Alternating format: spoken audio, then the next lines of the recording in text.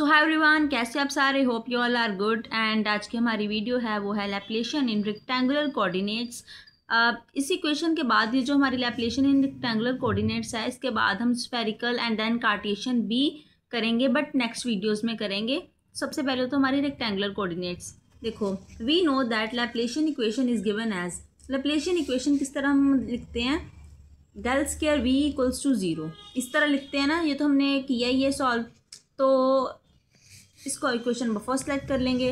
We are del square, जो हमारा del square है वो लैप्लेशियन ऑपरेटर, कोई चीज़ हम ऑपरेट कर रहे हैं मान लो, तो देखो ना, हमने इसको del square V equals to zero किया, हमने वी के ऊपर डेल स्क्वायर को ऑपरेट किया, then it is equals to zero by some, मतलब हमने जो भी इक्वेशन सॉल्व की थी इसके पहले, वो हमारी लैप्लेस वाले में आ जाएगी। तो इसको देखो, सबसे पहले del square V equals to zero है ना, तो डेल स्क्वायर की वैल्यू क्या हो गई? इसको हम डिफरेंशिएट किस तरह करेंगे? Curl square upon curl X square plus curl square upon curl Y square plus curl square upon curl Z square, equation number second. इस तरह करेंगे ना लेट। इसके बाद क्या स्टेप बनता है? इसको हम इसमें लेट पुट कर सकते हैं ना, हमने इसको लेट किया था, इसमें पुट कर देंगे यूजिंग टू इन फर्स्ट।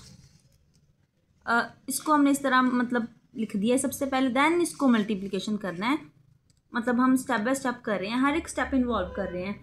एक चीज़ और ध्यान से, हमने जो भी करना है, जो मतलब कोई भी मान लो एक्सप्रेशन है, आपको स्टेप बाय स्टेप ज़रूर करना है। ये नहीं कि एक स्टेप मन में जैसे कर लिया देन अगला स्टेप मेन आपका स्टेप लिखना चाहे थोड़ा सा टाइम कंज्यूमिंग हो, बट मतलब ये आपके लिए बहुत फ़ायदेमंद होता है। इससे आपकी कोई गलती नहीं हो पाती, इससे आपकी श्योरिटी हो जाती है। तो इसको हम वी को मल्टीप्लिकेशन करेंगे तीनों में, एक्स वाई जेड में, कोऑर्डिनेट्स में कर दिया।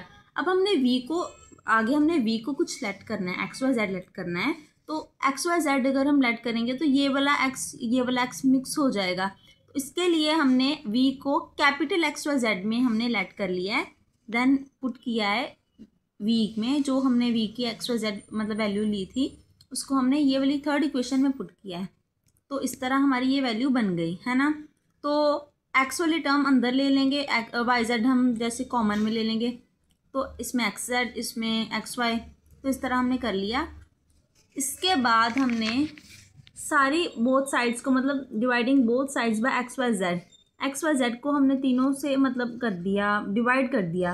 देन वाई जेड को वाई जेड के साथ कट हो जाएगा, तो एक्स जेड से एक्स वाई से कट हो जाएगा। तो ये हमारी ये एक मतलब इक्वेशन बनकर निकलेगी, एंड इसको हम इक्वेशन नंबर 5 सेलेक्ट कर लेंगे। तो देन जो इक्वेशन नंबर 5 है वो कौन सी टाइप की लग रही है? Like f1x, f2y, f3z coordinates में लेकर चलना है। तो ये हमारा एक्स का फंक्शन, तो देखो एक्स का फंक्शन हो गया, तो ये y का फंक्शन हो गया, ये z का फंक्शन हो गया।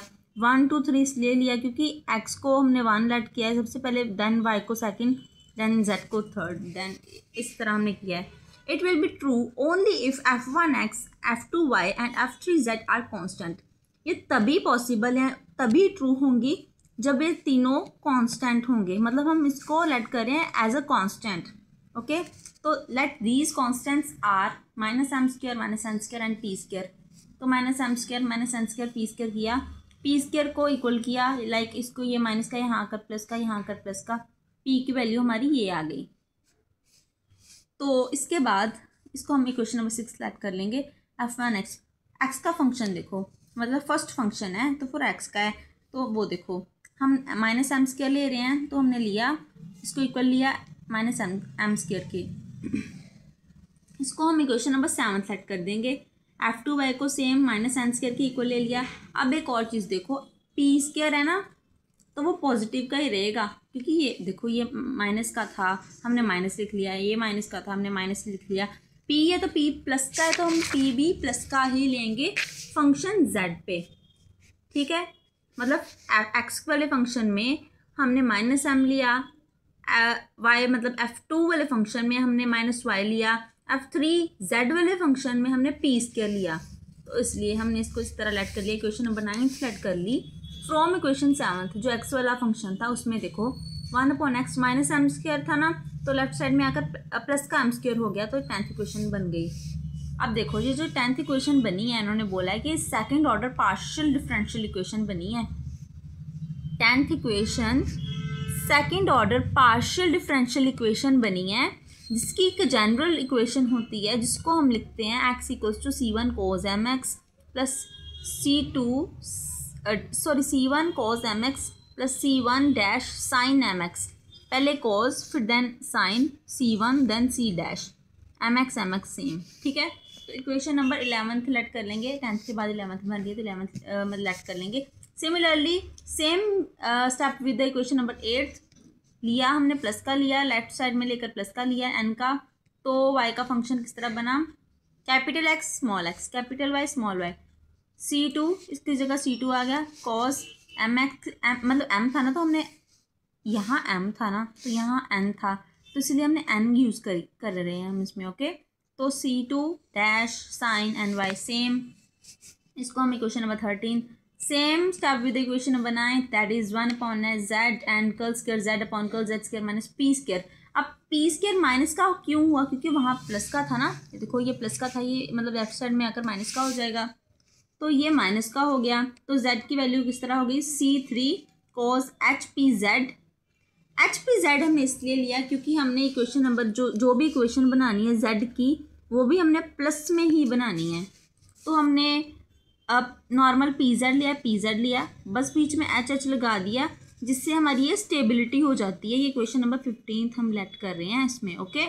तो यूजिंग 11th 13th 15th इन 4th, जब हमने 11th 13th 15th को फोर्थ इक्वेशन यानी कि ये वाली इक्वेशन में हमने पुट किया, तो हमारा जो मतलब वैल्यू बनी वो बनी v equals to C1 cos mx plus C1 dash sine mx। इस मतलब इसको ब्रैकेट में लिया, ये प्रोडक्ट में चल रहा है काम, क्योंकि इस तरह था ना v is x y z, तो ये प्रोडक्ट में चल रहे थे। ये हमारी क्वेश्चन नंबर 4 थी, तो इस तरह बनाना, x की वैल्यूज पुट की फिर ब्रैकेट में ले लिया क्योंकि प्रोडक्ट में चल रहा है, तो y की ली, सेम प्रोडक्ट चल रहा है, z की ली, HP/Z, ठीक है। तो यही हमारी बनी which is the required equation for Laplacian in rectangular coordinates. तो अगर आपको ये वीडियो अच्छी लगी है तो वीडियो को like share comment and channel को प्लीज़ सब्सक्राइब करना। एंड नेक्स्ट वीडियो में हम स्फेरिकल या कोऑर्डिनेट्स, ये स्फेरिकल करेंगे सबसे पहले, तो फिर हम सिलेंड्रिकल करेंगे, देख लेंगे जो भी करना है। देन अगर आपको वीडियो अच्छी लगी है then please like share comment कर दें। Thank you.